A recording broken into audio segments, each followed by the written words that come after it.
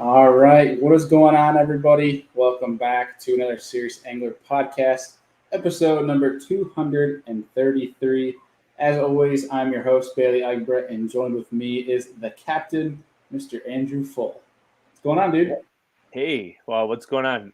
Nice apartment. I'm glad I got the grand tour today. That was pretty sweet. It was good It's about stopping by time. earlier. Yeah, we've only lived in Buffalo since, well, what, 3 weeks now? So, Yeah, it's been a little bit. It is what it is. But yeah, Andrew came over today to visit. He dropped off some goodies for me, and he had to pick up some goodies for me as well. We got our queen tackle orders in, and we are all stocked up with some queen tackle tungsten for the fall, which we are very excited about. If you are looking to do the same, obviously we have a discount code down in the scroll bar, but we also have it down in the show notes as well. So if you guys are trying to get some tungsten, high quality tungsten discounted, obviously you can hit us up there and use that link to save yourself some money. But obviously we got a really cool show tonight with Mr. Matt Beatty, who actually just joined us down in the queue. I can see him down there. We're excited to get him on the show and talk some Southeastern lakes and swimming a worm, which is something I suck really bad at. And same. When I got in the boat with Matt down in Toho, it was very evident that I did not know what I was doing swimming a worm, which we'll get into that in a little bit. A couple different things for folks tonight is one, we are going to announce who won the giveaway for the Hobie eyewear shades that we were giving away last week. And then also, there's a couple things we're going to talk about tonight, Andrew. I think one thing would be cool to talk about after we have Matt on is break down something kind of cool. I got second place in the tournament this past weekend, last regular season NYKBF local kayak tournament. And it was kind of a cool little deal that helped me be more efficient in practice on Friday when I had little amount of time to fish a place that I had very little experience on. So we're going to break into that a little bit. But a couple of things to kind of put out for the folks, if they haven't been keeping up, is Chris Johnston wins again on the St. Lawrence River. Big Unbeatable. shocker. King of Ontario, St. Lawrence right there. But also they, I think it was today, it was announced the invitees qualifiers for the Bass Pro Tour.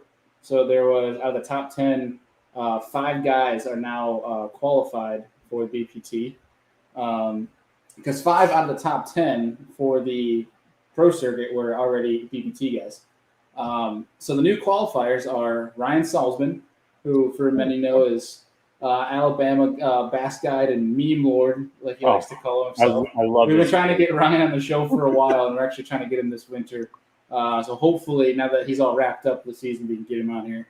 And then Cole Floyd, Ron Nelson is a name we've seen a lot in the past few years.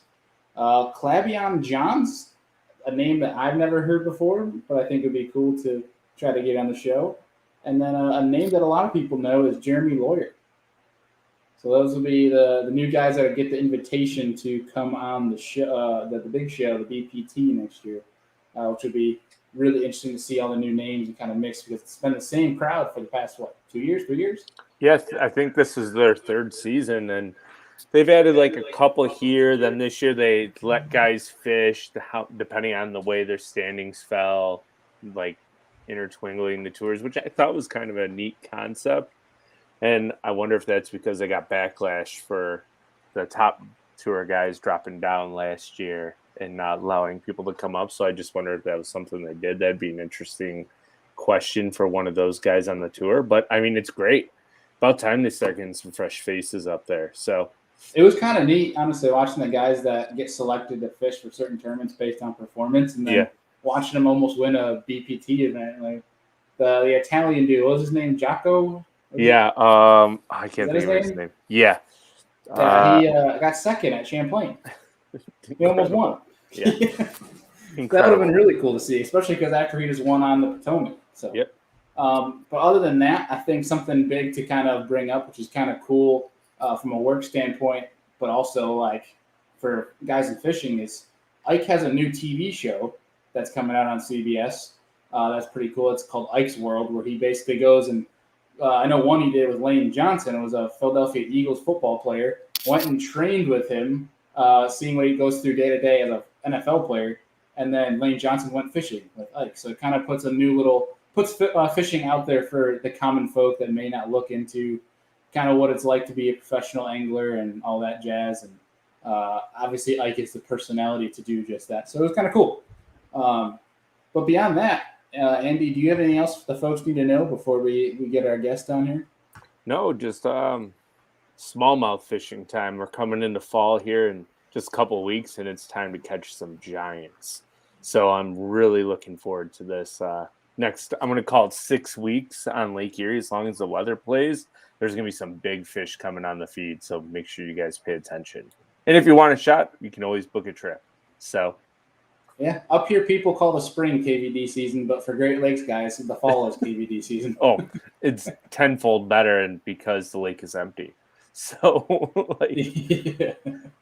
Well, I look forward to archery season. Yeah, without further ado, let's get him on the show here. Mr. Matt Beatty. What's going on, sir? Hey, man, not much. What's going on, Bailey? Good to see you again. You staying safe down there in Georgia? Man, we're trying to. You know, we just had that hurricane that come through about 300 miles to the west of us in Louisiana, and luckily it didn't come here. We had a hurricane about 3 years ago that come through here and just devastated this whole area. So we've been fortunate. We hadn't had one that was real strong this year. This time of the year is definitely hurricane season where we live. Oh yeah.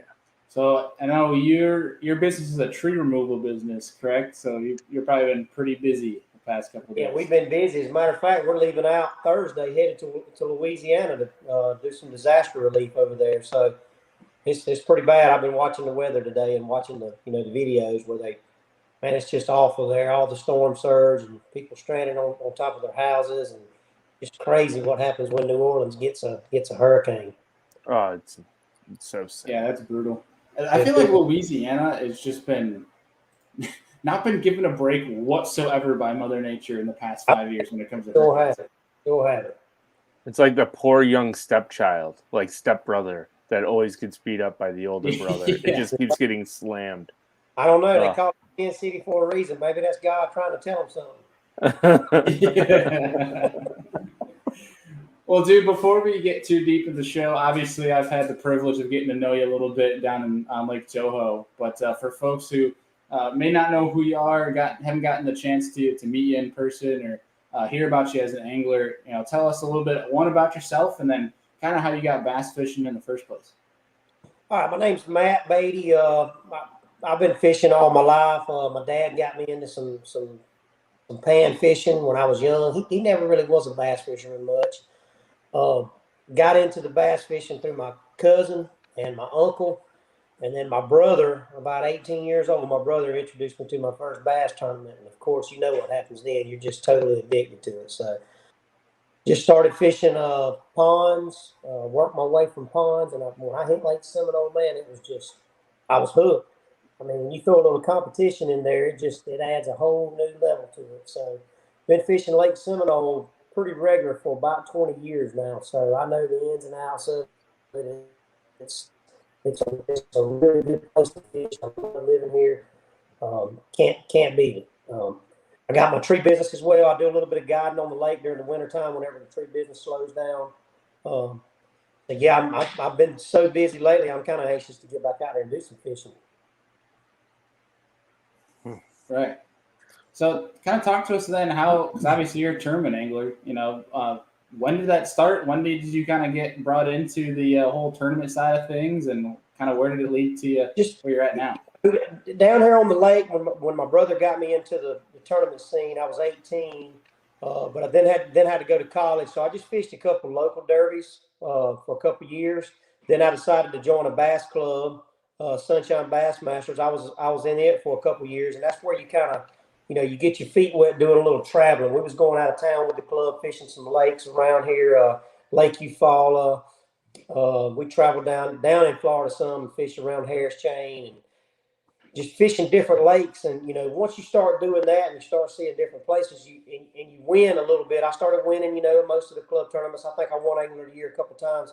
Then you try to just, you ask yourself, well, what's the next level? So then we started getting in some of the bigger team tournaments here on Lake Seminole, and fished them for a few years, started doing really good in them, and then I'm like, hey, what's the next level? And they were having the the BFLs at the time, and I'd get in a couple of those, every now and then when they come to Seminole. Was just kind of scared to venture out. I just say, hey, I'll just fish when they come here to Seminole. And I ended up winning one of those. And I was like, man, I'm ready to take this thing to the next level. So that's when I decided to jump into the Coastal Series. And I think I won the second one I ever fished. So that right there just absolutely lit a fire. Even though it was on my home lake, I was like, you know what, if I can do it on my home lake, I said, maybe I can do it somewhere else. So after that, I started, really pursuing it and started fishing that trail every year. And man, it's been a blessing. Just to be able to do it is a blessing. So. All right. Didn't you win was it ABA Angler of the Year? Yeah, that was back in 2016. I won ABA National Angler of the Year. I fished the trail on Seminole, which enables you to qualify for the national tournament. And what happened was the way they do that tournament is when you fish the national championship, you're competing against all the other Angler of the Year from the other divisions in a separate tournament. I mean, you're fishing in the same tournament, but they'll crown whoever the highest finishing Angler of the Year is in that tournament. You get that honor, and you win a boat and a truck. And I actually finished second in the tournament, but I was the highest finishing Angler of the Year. So I won national honors and won a brand new Triton bass boat and a Dodge truck. So that's probably my biggest accomplishment because it happened first. And then the following year, in 2017, I won the Coastal. Can't argue with a free boat. Man, I'm telling you, that was on Lake Eufaula. That's another great lake that we live by here. It's about an hour and a half from my house. Man, that lake's been really good to me. I really love that lake. It's a grass lake, too. These grass lakes down here are fun. Yeah, and that's what we're excited to talk to you about because obviously we have grass lakes here in the north, but, grass lakes down there and kind of how you guys approach it in the southeast might be a little bit different than we do here in the north. And obviously, one of the biggest things that you don't see anybody do up here, and I'm sure some do that keep it a secret, is swimming a worm. And that's something that I got to watch you do a little bit down in Toho. I watched you catch. What did that thing even go? Like a 7-pounder that you caught? Yeah. I watched you wax one on swimming a worm, and you gave me kind of a little learning lesson with Jay Kumar in the boat on how to swim a worm. Man, that's something that we have just caught so many fish on Lake Seminole. And I got introduced by another buddy of mine who fishes some of the bigger tournaments, Clint Brown. And this was back when the original paddle tail worm was out. I don't even know if you guys remember that worm. Zeta Bait was the company that made it. And we used to swim them solid yellow. Solid yellow was the color, solid pink, solid white, or purple with the white tail. And we just swim it through the grass. I mean, you just throw it out there and you reel it back like a spinnerbait. Since then, I've kind of expanded on that technique. And there's just certain little things that I do with it that it works. I mean, if you're not getting bit on a grass lake, you can pick a worm up and you can swim it through the grass on the edge of the grass. You can vary your retrieve and fish it deep, shallow, however you want to fish it. And if it's tough, that's what I'm going to have in my hand I'm going to be swimming a worm. All right, so let's dive into it. And I think kind of where we should start with that is your setup for it. I mean, you kind of broke it down a little bit. I kind of watched some, Jay Kumar behind the scenes, kind of how he does business. And you guys did a whole thing on swimming a worm. Oh, yeah. And I guess to kind of dive back into that, kind of break down your setup from, rod, line, ratio, hook, weight, all that jazz. So basically, I've been doing it so long. I've had several opportunities to try what works, what don't work. On Lake Seminole, it's a hydrilla lake, and man, it just gets really thick. I mean, really, really thick. Like right now, this time of year, I heard you guys talking about the fall. Down here, it's the total opposite. You think you guys said they just kill it up there in the fall, and nobody's on the lake. Down here, it gets really tough because the grass gets so thick. I mean, it just looks like a hayfield on Lake Seminole. It's just grass everywhere. So we use braided line. I narrowed it down to braided line on heavy grass lakes. And I use a 7.6 medium heavy Abu Garcia Veritas rod. It's actually the one that I like is the one that says Frog Series on it. Medium heavy, 7.6. And it's got a lot of backbone to it, but it's got some tip. I mean, it's got some tip on it, so it loads up really well. And I put it on a fast retrieve reel, like a SX Rocket. I mean, really fast. I mean, this one I use is a 9-0-1. So I'm not really burning it, but I want that opportunity to burn it if I need to. In other words, if you're going down a grass line and the grass is topped out, throw that worm out there, it lands on top. And if it's on the mat, you need something to kind of reel it, over the top of that grass. Then you can always slow it down. Another thing too is when the fish hit it, they smoke it and they liable to just run sideways with it and have a lot of slack in your line. So that fast reel, that high ratio, enables you to pick up that slack. But the braid, it can get you in trouble if you try to use too heavy of a rod. That's why I use the medium heavy. That particular rod, I've tried a lot of them. That particular rod is perfect for it. 50-pound braid, Berkeley X9 braid. I like it. And my setup that I use for it, it's a little different than what a lot of guys use. Bobber stopper, that's key. And sometimes I use two. If I use fluorocarbon, like if the water's real clear, the bite's real finicky, sometimes I use fluorocarbon, not a lot. And sometimes I use fluorocarbon. If I use fluorocarbon, I use two bobber stoppers. And what I do with two of them is I put bobber stopper on first, then I put my lead on, then I put another bobber stopper on up underneath the lead, then I'll tie my hook on. And what that does, the idea of the bobber stopper, I actually got this from a buddy of mine. There's needlefish on Lake Seminole, and bass love needlefish. And then in the fall of the year, there's little bitty tiny shad. And I use a chrome lead, chrome tungsten. I get the shiniest tungsten you can buy. And whenever you're reeling that worm through that grass, I leave that bobber stopper about 3 inches above the hook. And that lead will just bounce back and forth. When you hit grass and pop it out of the grass, or as that worm's going through the grass, that little lead is moving back and forth. That's why I leave that bobber stopper up. And when that lead moves back and forth, just that shiny part, it kind of looks like a little blade or something. And it almost looks like the worm is a bait fish chasing another bait fish. And it just gets a lot of attention. So that's something that I've done for, a few years after I learned it from one of my good buddies. I don't put a bead or anything on it. I do use a big, stout, heavy-duty worm hook. I use a 5/0 Berkeley hook. And then the new worm that they got out that Bobby wouldn't let us get none of is that Speed Boss, man. That thing's going to be awesome. I've been throwing the line worms. It catches them really good, but man, I can't wait to get some of those Speed Boss worms. Yeah. And so, Andrew, down in Toho, Matt was breaking this down to Jay when they were doing some filming.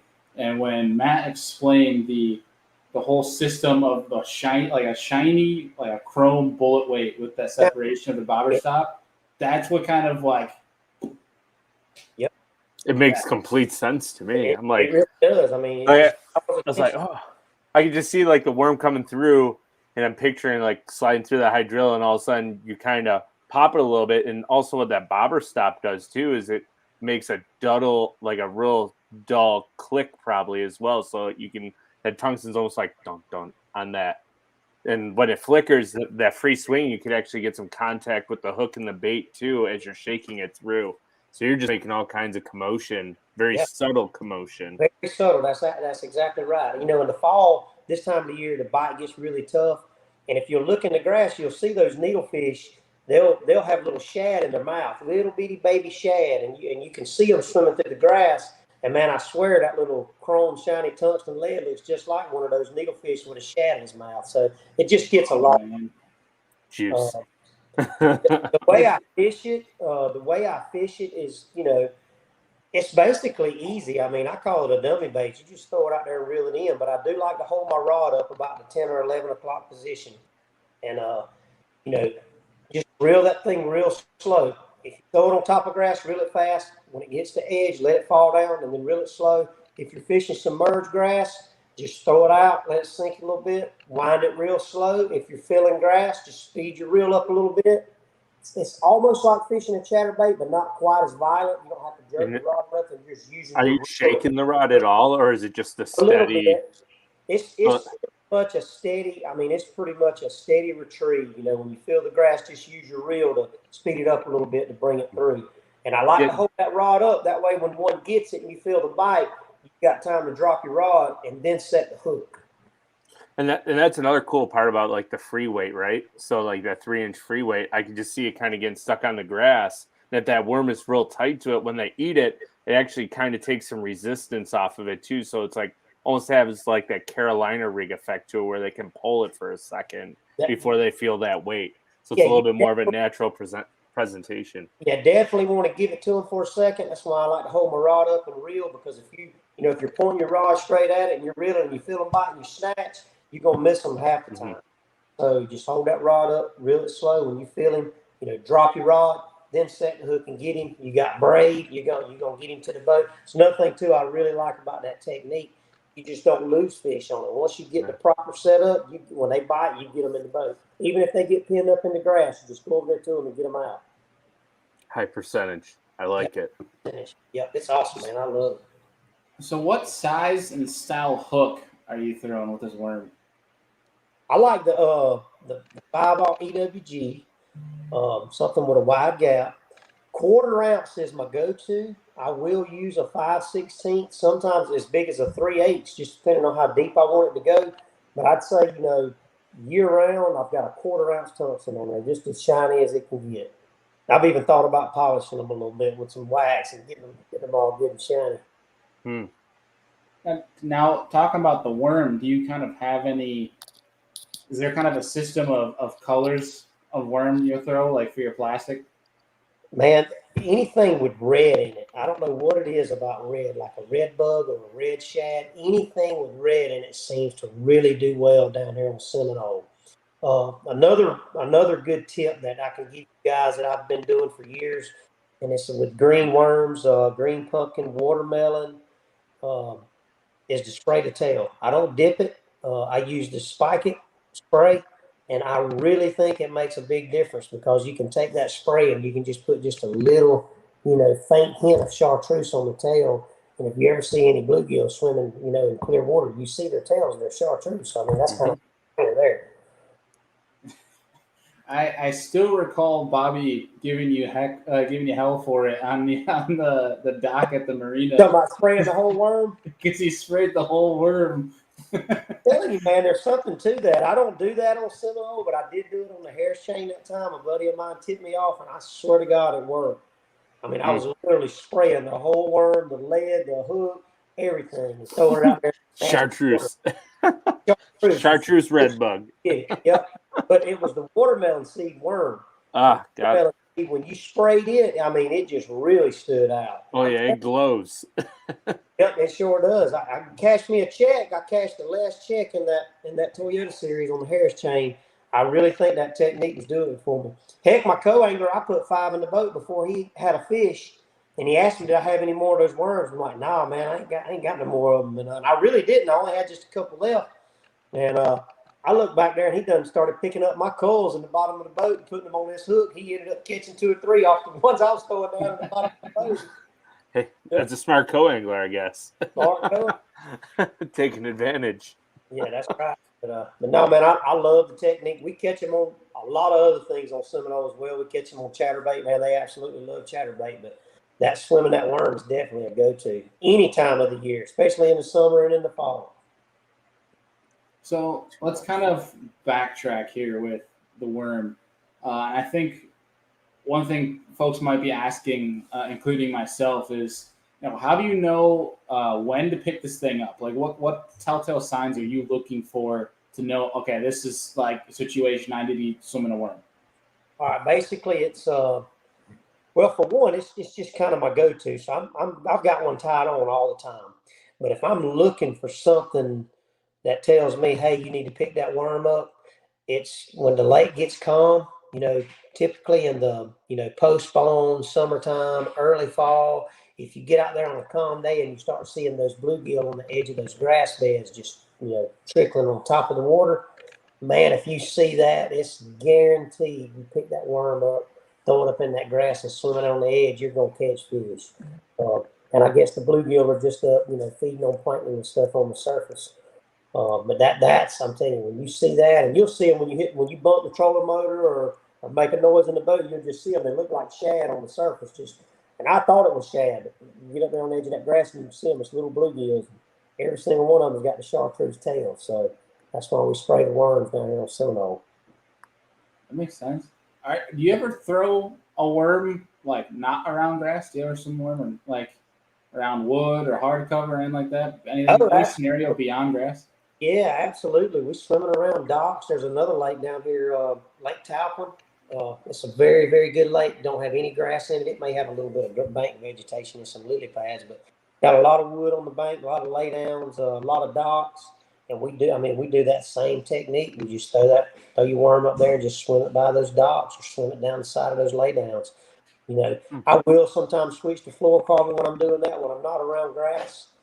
I mean, I really think that if you're in a grass lake and if you're using braid, it does not matter. I mean, because if you just set the braid down in the water, it looks like a stalk of grass. I mean, I don't think it really matters on a grass lake. And anytime you braid and get away with it, why not? Fair enough. Right. So you mentioned that you throw a 5/0 EWG hook. All right, and we have a question here. This is kind of going to mold into each other, but do you change up the hook at all with a different size worm, or you throw in you have like just a mainstay one size worm that you throw everywhere? I mainly just throw that Berkeley wind-up worm, and that 5/0 hook just fits that thing perfect. Now with the Speed Boss is coming out with two sizes. That 5/0 is probably going to fit that big one really well. That smaller one, I probably maybe move down to a 4/0, but maybe that's it. I mean, I like a big hook on a worm, big stout hook, especially with that braid, because hooks bend easy. So you get the strongest hook you can get, and then roll with it. Right. So this kind of technique is really one that obviously is very specific to the region that you guys are at. Not saying you can't catch them in the north and you can't catch them in the south in Texas or maybe out west, but it's a very southeastern technique. So I feel like it's one where if you're not from the southeast, you probably don't really know how to fish it. So it's more of you got to put it in your hands and really just go until you get bit to kind of understand the ins and outs of it. Am I correct, or is there any sort of technique that you have to do to kind of adapt to this thing? You're right. I've tried it when I went to some of the northern, I say northern, I'd say, Tennessee, some of these middle lakes like Lake Chickamauga. Caught a few doing it there.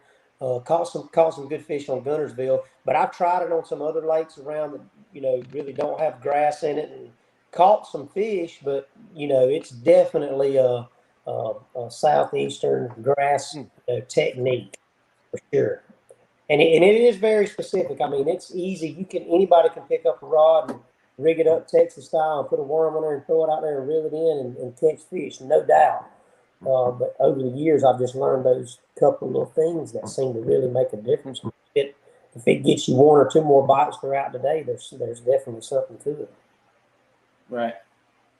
I guess my last question, really, when it comes to swimming a worm, obviously, if anyone tuning in right now has any questions, throw them out there, and we can get it over to Matt. But say you're swimming a worm, and I don't know if this has ever happened. I'm sure it's happened to you, where you've had a lot of fish short strike it. With that worm, maybe they're not taking the entire thing up to the hook, right? And you're coming back with half a worm left.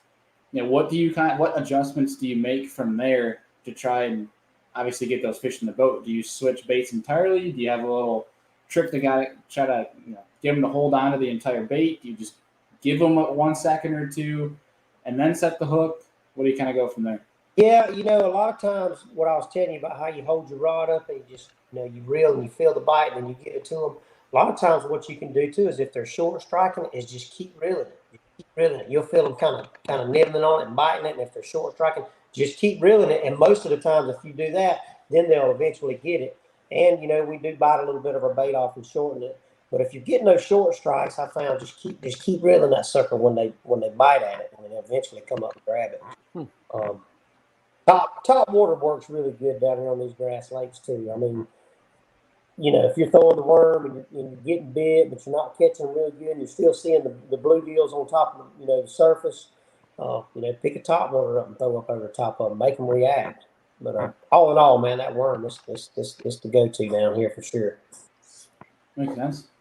Andy, do you got anything on fishing a worm? I am the absolute worst worm fisherman in the world. I own some of the old Zoom speed worms, the ones that don't have the cut, because you got the originals. Yeah, just the paddle tails. And I mean, I've caught fish on them, but I've never gotten them to go. I know a couple guys around here that actually do throw them with a lot of success, and I just can't figure out how or why. I've tried it. I actually went out one day and threw it for like 5 hours straight and got one fish, and I was like, I'm never throwing this dang thing again. So, Well, you just got to get down here on one of these good southern grass lakes, and the beauty of swimming a worm is the technique that you can kind of cover a lot of water with. Yeah. I mean, most people, that's their last resort. Oh Lord, I got to go throw a worm all day. But to me, when I put that worm in my hand on 50-pound braid and a 7.5-foot rod, I mean, I can power fish. I can get on the grass line, cover grass, and let the fish tell me what they're doing, and find areas that's holding fish. And I mean, it's a good search bait as well. Right. Sounds like something I need to dedicate more time to and fine tune to the northern lakes. So I mean, I appreciate the info.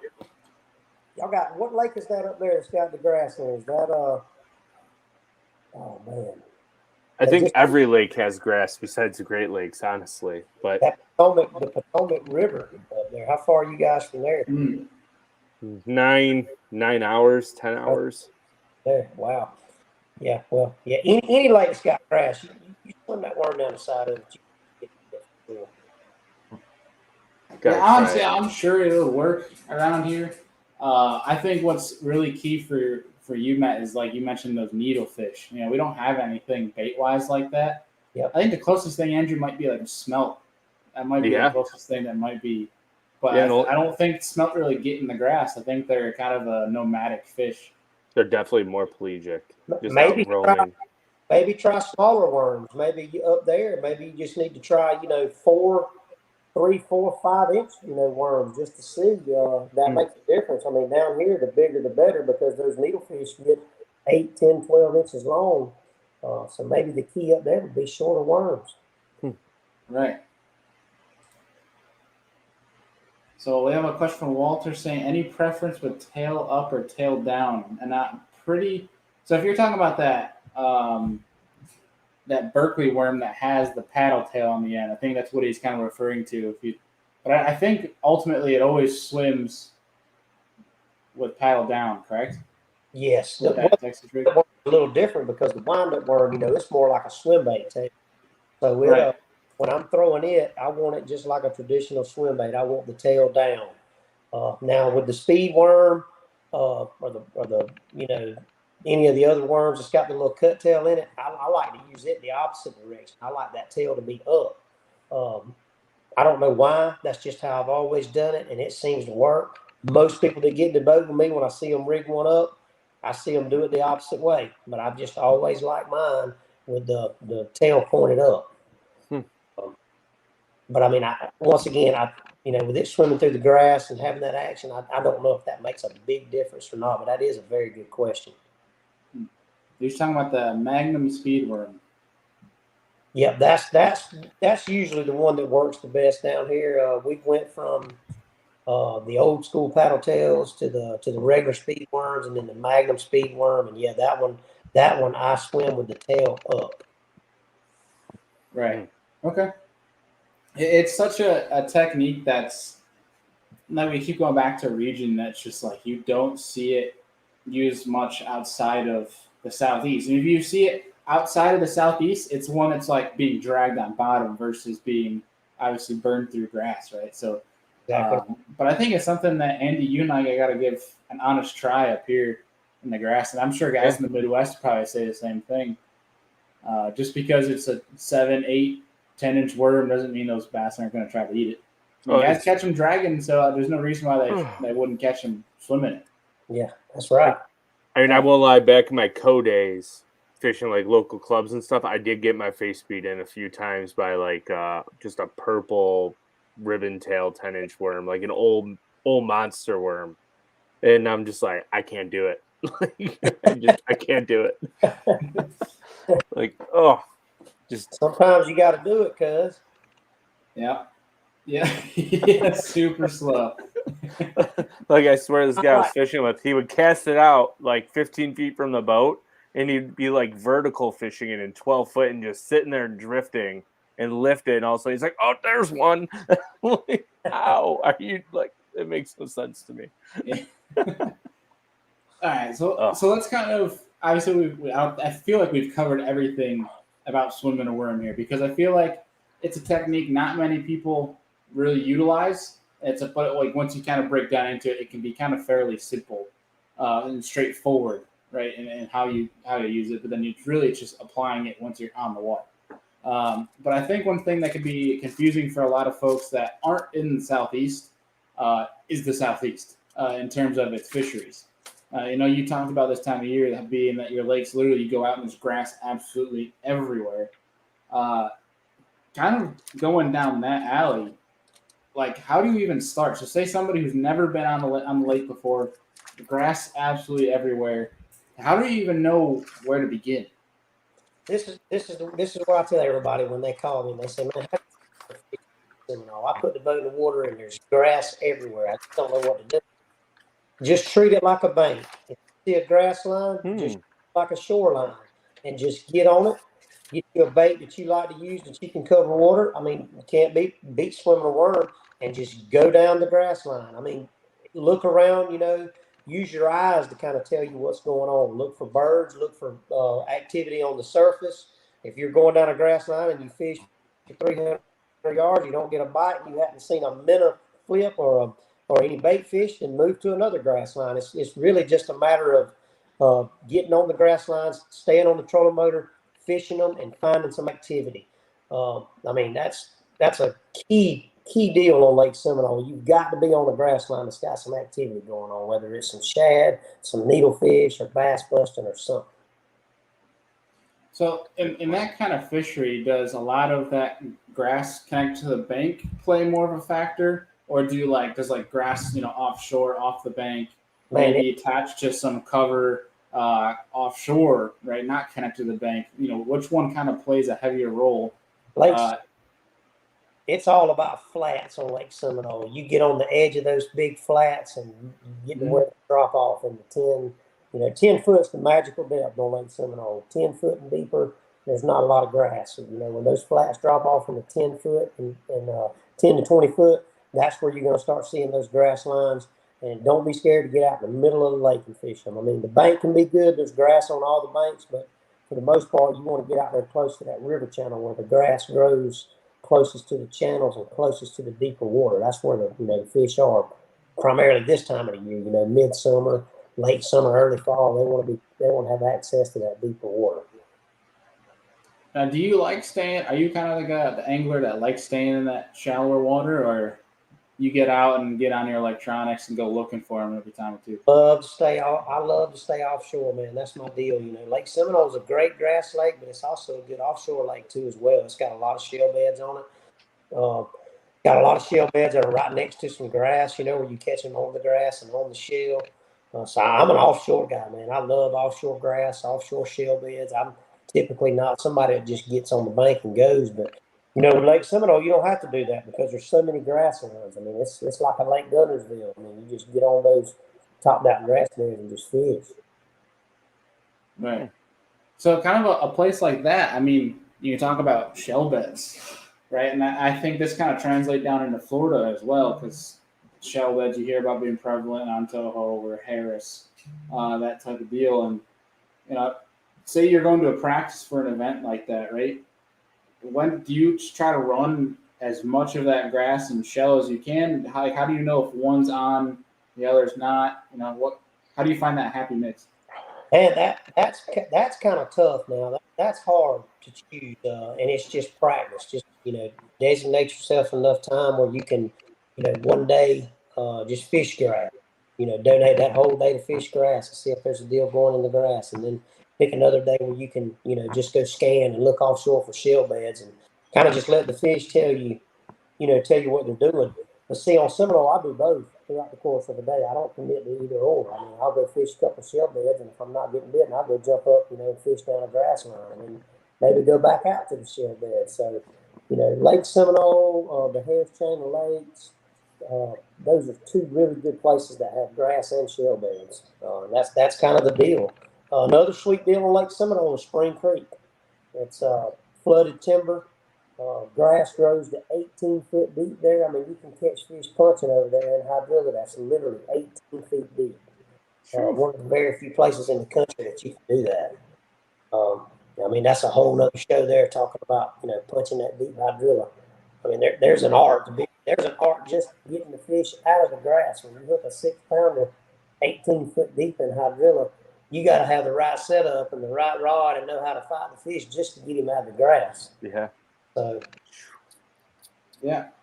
You say it's topped out at 18 feet? 15, 16, 17, sometimes 18 feet is top out. That's insane. All to the surface, absolutely. Do guys punch that? Absolutely. You mentioned maybe trying to get Clavion Johns on the show earlier. I heard you guys mention that. Yeah.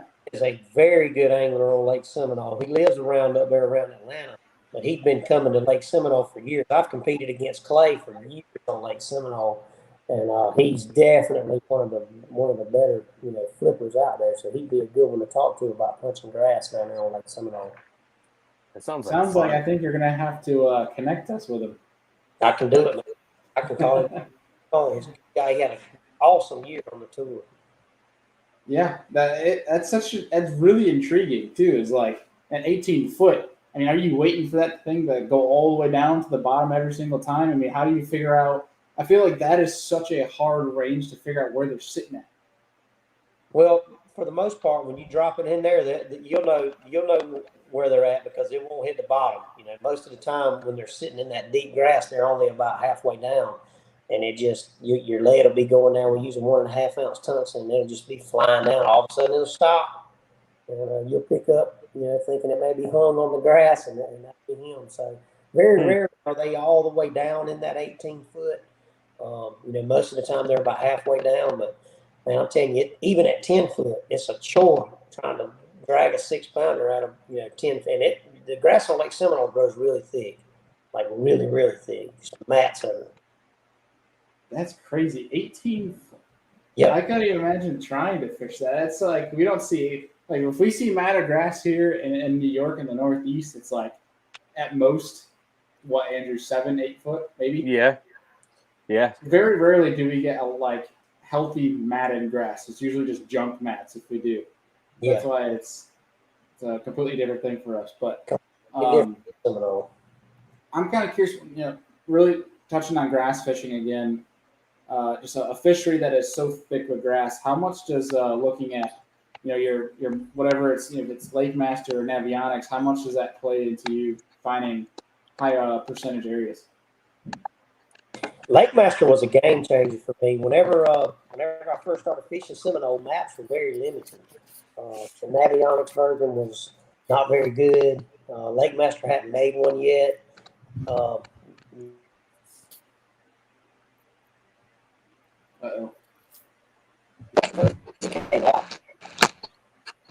There's a section of the Flint River that they don't have on. But south of that section, it's got all Spring Creek in it. It's got half of the Flint River. Nope. Oh. Uh-oh. See you, Matt. Well, I'm sure he'll be back in some technical difficulties here. We have lost him. Man down. He got sucked in. He's just gone. Black hole. Second. Sheesh. Yeah, that's interesting. 18-foot topped out hydrilla. I don't even know what I would do if I found 5-foot topped out hydrilla, just because it's something we don't have, really. I think I would cry and immediately, as fast as possible, pick up a flipping stick with a 1 ounce, 1.5 ounce weight, and 2 ounce, and hope pray for the man. best. Yeah. I think there'd be two things that would happen if we found topped out hydrilla here in New York. One, you find very happy anglers for a day or two, and then they would spray the living hell out of it so it wouldn't happen again for like 20 years. Carpet bomb. Yeah, I wonder if that's what happened on Cayuga is hydrilla got in there from southern guys coming up and traveling on their boats. And it just started taking off. So they're like, nuke! Yeah. Literally is what happened. I'm hoping Matt's all right. I mean, we lost service with him here, and I just sent him a text, and it hasn't even delivered or sent. So I bet his phone died. either his phone. Oh, there he is. As I said, he's joining in. Sorry, guys. Technical difficulties. I'm back. My guess was your phone died. It did. I thought I had it plugged in, but I didn't have it plugged in. I barely had it in there. So, but I'm back with y'all. I thought your power went out for a second. I was thinking that's what it was with that hurricane coming through. No, we're good here, man. Thankfully, you got to have air conditioning down here this time of the year. It's 90-something degrees today, and humidity. It's awful down here. Yeah, I wish I could That's say another that thing it you gotta wasn't do like when you're that swimming here. a worm. Right. Yeah.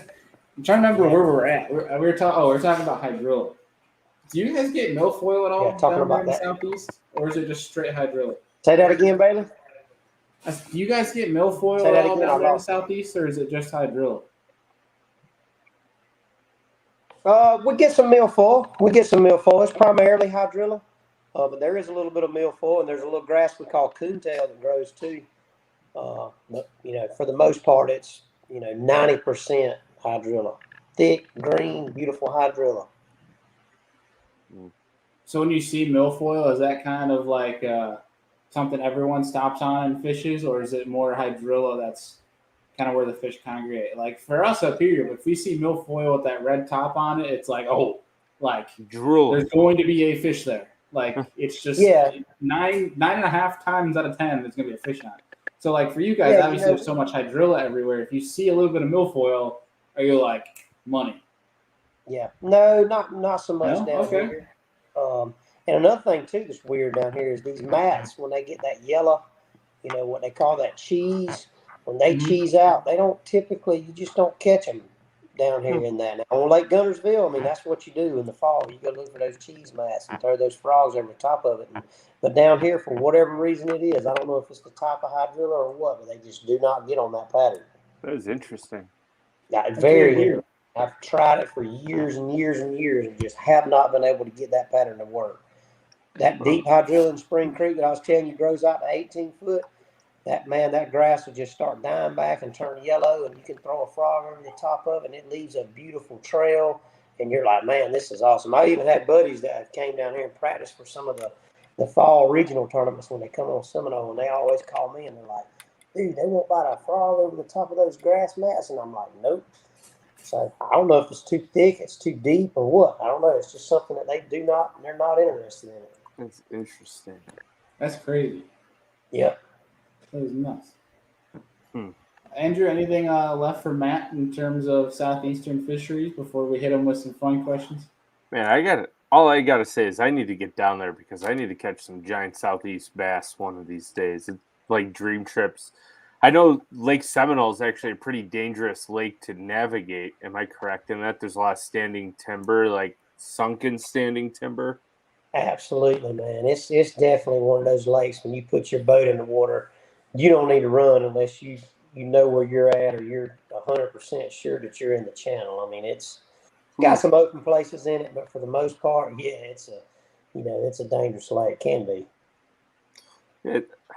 I guess that would be the biggest thing there is being cautious when you're running some of them Southeast lakes because some of them are so shallow that you are going to hit some stuff like that standing timber because trees can come up 50 foot in some lakes. I would assume so. Yeah. Yeah. Just. Whew. Spring Creek's marked really well. Spring Creek, that's all it is flooded timber. The whole entire place is flooded timber. Some areas is 20 foot and hydrilla everywhere, but it's marked really good with channel markers. So navigating Spring Creek is actually fairly easy. It's the rivers that can get a little complicated because some of the buoys has been, blown away from hurricanes and, just not in the proper places now. They've done a little bit better job this year on the Chattahoochee River putting buoys in, but it is a dangerous lake. And us bass fishermen, we want to go as many shortcuts as we can, and we take chances that we shouldn't take. And Lake Seminole is just not one of them lakes where you really need to do that right off the bat. Yeah, you're probably going to lose a lower unit or rip a motor right off the transom, which isn't good either way. It's been done a bunch on that lake for sure. Oof. Right. So Matt, before we hit you with our last question here, I'm just kind of curious, and I'm sure folks are curious as well. Is what's the end goal for you, dude? Like, what do you want to reach? Do you want to go full time pro angler? Like, what's the goal? Man, with my two businesses, my lawn and landscape business and my tree business, I really don't know the answer to that question. I mean, I like what I'm doing now. I love fishing the Toyota series, and I like fishing the BFLs just because, the Toyota series gives you a little taste of the professional life. I mean, you're competing against some guys that do it for a living, like your Bobby Lanes, and they do it for a living, and you get to compete against them. And if you beat them, you're like, man, I just beat a pro. So, but then you get to come back home, and you don't have to rely on getting a paycheck just to make it and then make a living. So I kind of like, just getting my feet wet and getting a taste of the professional life. Now, if an opportunity ever came my way, and I had the right backing, the right support, I'd like to try to, fish professionally. I just don't, know if I can let that solely be my responsibility. I don't know, but definitely like to, give it a shot. Right. Yeah, that makes total sense. Happy where you're at, and if you make it, you make it. If you don't, you're still happy with where you're at. So it's not a big thing. Where there's some guys that have been. That's right. Yep. It's like been their goal for 20 years and they still can't make it. But that's good that you're at that point where it's like, I'm enjoying what I'm doing. I get to fish, successful. So that's good. It's a good thing, dude. Heck yeah. So our last question for you before we let you go is, and we like to ask everyone that's new to the show this question, and that is, if you could sit down, have a beer to steak with 3 different individuals. They don't have to be fishing. They can be from 1,000 years ago. They can be present. It doesn't matter. If maybe 3 the different future. Individuals, 3 different individuals, steak and a beer. Who are you inviting to pick their brain? We got KVD. I've always wanted to hang out with KVD. Definitely one of my idols. Iaconelli, I actually got a chance to hang out with Iaconelli and have a beer. So I'd like to hang out with him again.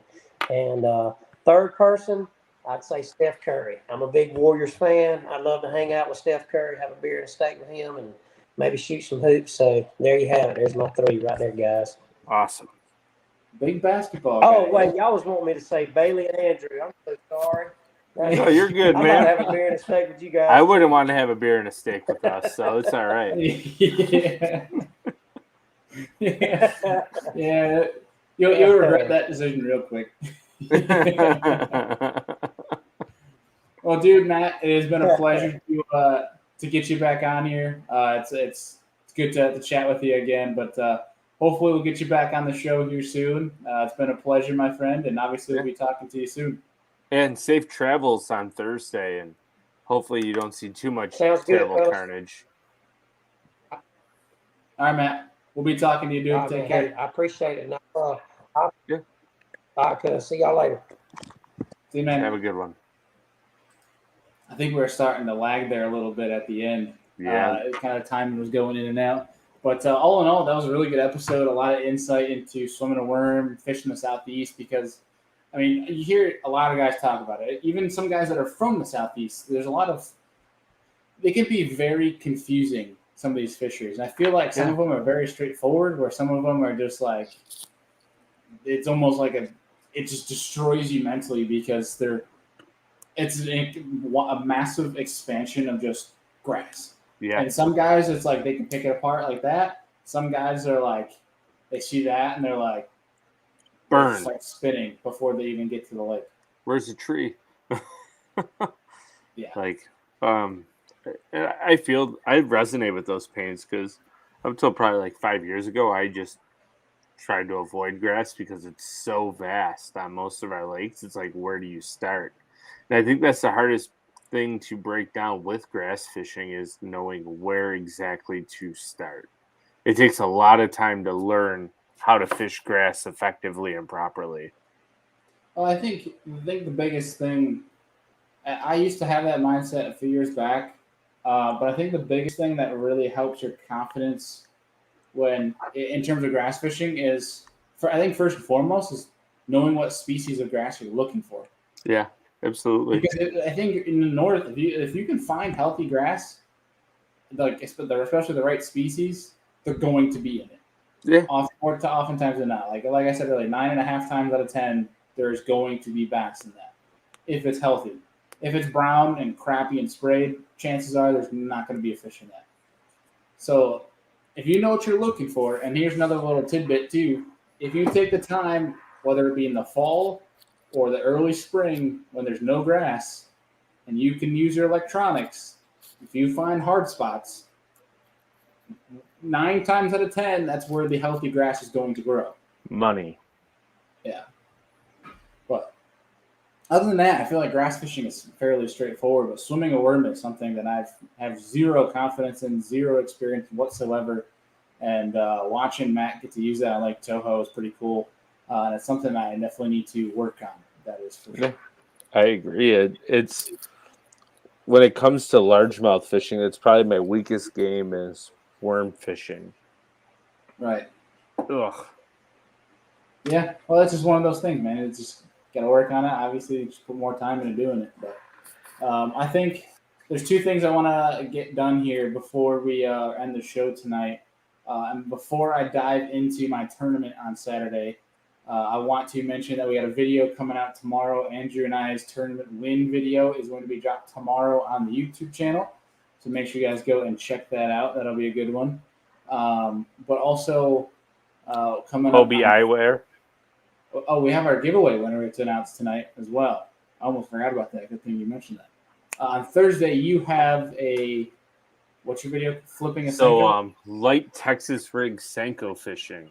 So I'm kind of going to go through my setup. I haven't had a chance. I did a little filming this morning. I haven't had a chance to make sure my GoPro actually recorded it properly because I've been running around with my head cut off, kind of like, a lost chicken here because I'm getting ready to leave for North Carolina on Wednesday for a few days.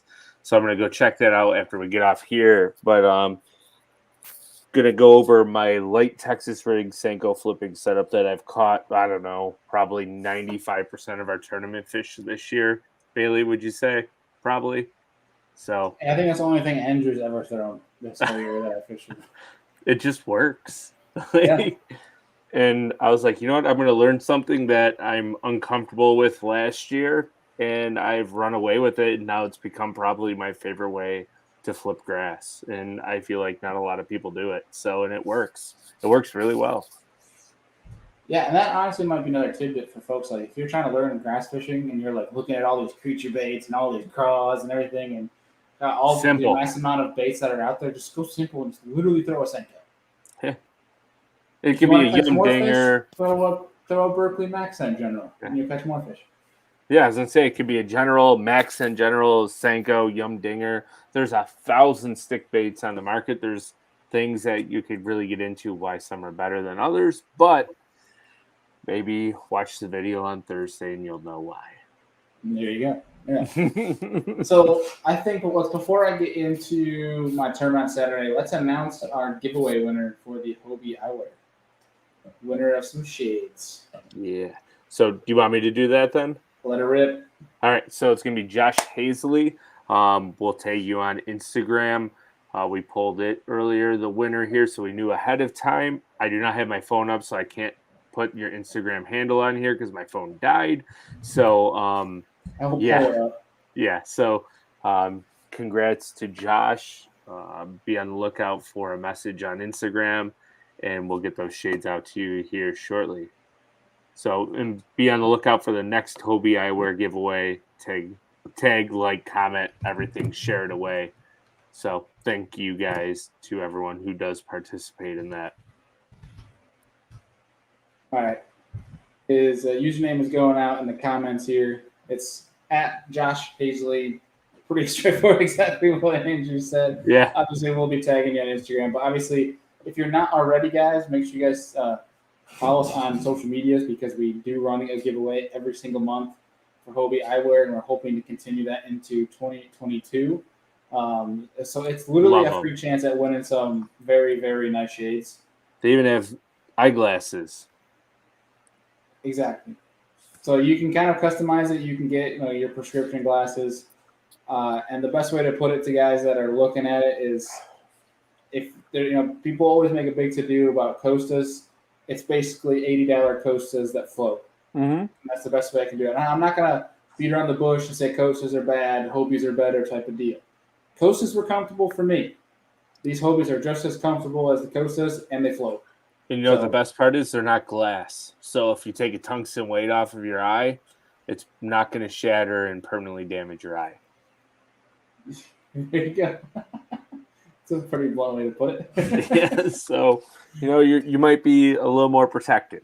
But I mean, I run prescription, and I got the Sightmaster Pluses that you see, and Bailey jokes and says I look like Zach Galifianakis wearing them. So I mean, they'll make you look like a famous actor, I guess. So that could be our best sales pitch we can put through on Hobie. Like, do you want to look like a famous actor? Wear Hobie Sightmaster Plus. Like, go be it. Have some fun. Yeah. Well, congrats again to Josh. I will obviously be getting those shipped out to you this week, and look forward to hearing your feedback and how much you like it. So, yeah. Other than that, dude, I think let's break into my tournament on Saturday. Not that I have a lot to break into, because it's relatively straightforward. I ended up getting second place for the last regular season event for our New York Kayak Trail and my KBF here up in New York. We were at Silver Lake. I ended up getting second with, I think, 85.5 inches. The winner, Pat Viamet, had 86.25, so he beat me by 3/4 of an inch.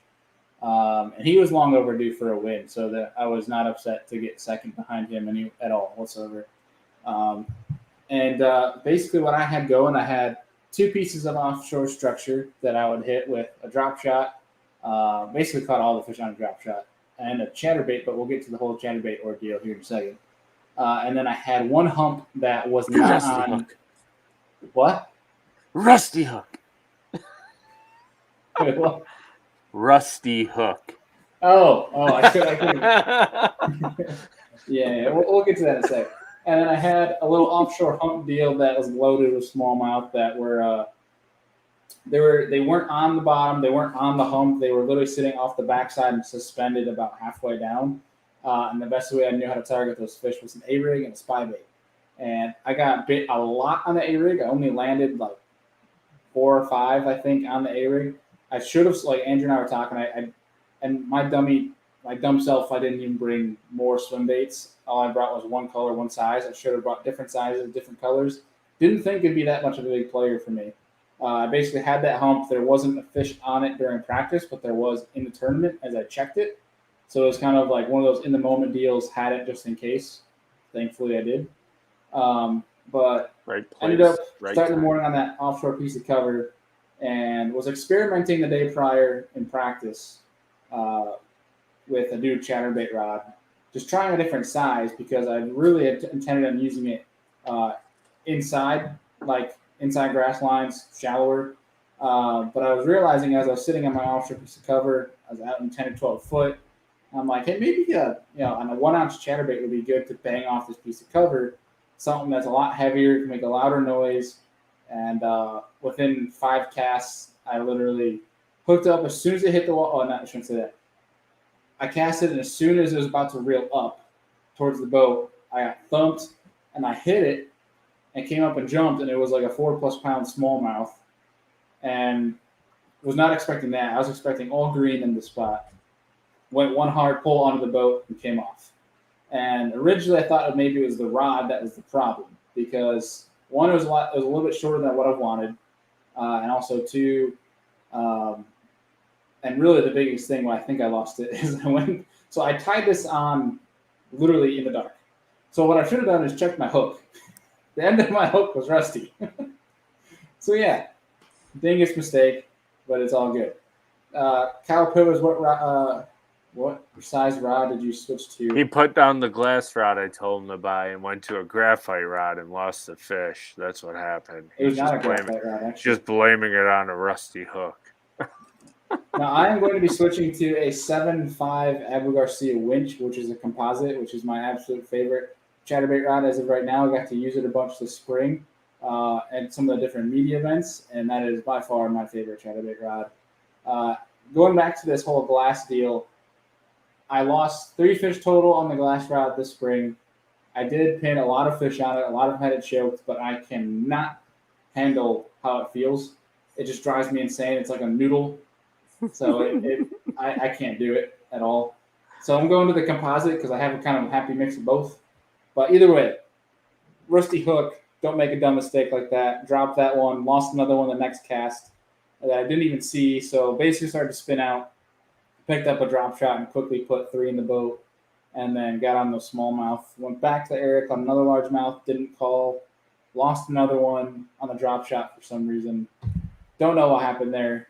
But basically, obviously the tournament video will come out. I don't want to do some crazy big in-depth deal on the tournament here because the video is going to come for you guys to watch. But I think the biggest thing I took away from it was Friday. It was a very last-minute decision to hop into this tournament because my buddy and I were going to fish a tournament on the weekend. We learned the registration was closed. It wasn't actually closed, but he told me it was closed. So I decided to hop last minute on a Friday into a tournament on that Saturday that I had not intended on fishing. And I realized, hey, I have a couple hours. Why don't I, drive to the lake and try to figure something out, or at least get a lay of the land. And the biggest thing that helped me kind of dial in something was it's Humminbird Auto Chart. And many people know about it, but they might not know exactly what it is. It's basically a chip that you can put into your Humminbird graphs that once you're graphing, it's not a map. It lays out the map using your electronics, so your 2D, your down imaging, your side imaging. It gives you a lay of the land as you're graphing, making your own custom topographical map. And that really helped me make my own custom deal. That's what helped me find the hump. That's what helped me find the smallmouth and ultimately led me to that second place. And also having that kind of with that offshore structure, what helped with that auto chart, what helped me find more of that stuff was that once I graphed over something, I knew what I had already graphed. So I was wasting less time graphing stuff that maybe I've already seen before. And I was able to chart out all the blank areas in a specific area of that lake. That way I knew what was everything that was there. So I could waste less time, cycle through areas a lot better. And it definitely worked out for me in the long run. It was amazing for efficiency. And that lake's not a big lake, so I got a good amount of that place auto charted by the time, in 3.5 hours, really. So it was good. It helped me efficiency-wise, and that's something I'm going to be using as a big tool for the remainder of this year and then also into 2022 and beyond. Heck yeah. I mean, just that alone makes me want to buy hummingbirds and go out and just graph because I can't think of how many lakes that you're just idling. You're like, that's not on the map. Why is there a 3-foot rise? And then you think nothing of it. And think about Navionics too, and really any mapping, sea map, the same thing. You see, that looks pretty good, and you see it on the map. You go over, check it out, and then nothing. There's nothing actually there. Yeah. And you're like, well, that would have been nice to know. But if you had auto chart, you're literally going to get a real time, custom, accurate as hell custom mapping to whatever body of water. So especially lakes that aren't on Navionics or Lake Master or CMAP. You can take that auto chart and make your own custom map for it, which is pretty cool. So absolutely. I just wanted to make that plug there because it was a big thing that I thought that getting that auto chart chip from Humminbird would have been a lot of fun and useful, but I didn't realize how efficient you could be with it in terms of graphing an area and knowing what you covered and what you didn't. So it's kind of a cool tool. Absolutely, great point. Yeah. But Andy, anything left for the folks before we sign off tonight? No, not really. Just like I said, now that I'm a full-time guide, I got a couple days open. If you want to go catch big smallmouth, it's not really a plug. It's completely dependent on the people who are listening. But be on the lookout for some giant smallmouth coming because there's going to be a lot of prime dates. Unfortunately, that I probably won't get booked. That I'm going to be out slaying. So that's fine. I'll go with you. Yeah, you got to be in it to win it. There's a $100 gift card on the line for Big Fish of the Year right now. It is held by a client with a 601 smallmouth. So whoever beats it will get a $100 gift card to a tackle shop. Well, tackle shop of their choice could be Omnia, Tackle Warehouse, SFT, Tackle Direct. It could be Tackle Supply Depot, wherever you want. It could be a local tackle shop here in Buffalo if you're from Buffalo or Rochester. It does not matter. if they choose Dick's Sporting Goods, then they have to give it back. Correct. Correct. Really fast for the folks before we sign off tonight. Again, reminder, every Tuesday, Thursday, we put out fishing videos on the YouTube channel. So make sure you guys subscribe to the channel. Obviously, we always encourage a thumbs up. Helps our videos get found and helps us, produce better content for you guys. So if you can, obviously give this stream a thumbs up. Subscribe to the channel. Follow us on socials. If you do listen to this show and you're still listening on the MP3 format, head over. If you're listening, especially from Apple, if you guys can give us a rating and review, that'd be extremely helpful. We appreciate the heck out of you guys that do that. All in all, we really just enjoy making this content for you guys. And obviously with the addition of Deacon to the squad, putting out a show on Wednesdays now, it's a pretty cool deal that we got going. And we're really excited to, obviously for the remainder of 2021, but also for some pretty big plans that we got, stirring in the pot for 2022. We really enjoy getting these guests on and talking about these topics and sharing it with you guys, creating this content. It's something that we really, really enjoy. So we appreciate you guys and your feedback, because whether it's negative or positive, it's going to help us get better in the long run. So we appreciate all the folks that comment, that reach out to us over DM, email. We do appreciate that. And if you guys do want to reach out and you don't know how, everything's always in the show notes, whether MP3 or YouTube. So feel free to reach out to us personally or on the show, social media, or email, whichever have it. But as always, guys, share this channel with a friend. Let's teach more people how to fish, and not to sound too fluke mastery, but we like to spread the knowledge of bass fishing. And obviously, we have had a lot of pioneers in this industry in the media side, and we're just kind of chasing that role of trying to help people learn how to fish. So we appreciate y'all. And just slightly to expand on it real fast before we sign off here, if you guys want to see anything or hear anything from us, please let us know so we can direct our content towards what people are asking for, so we can put out what you guys want to view and hear about. So whenever you give us recommendations, it just helps us. So let us know. Heck yeah. Well, as always, folks, we appreciate you guys. I'll see you next time.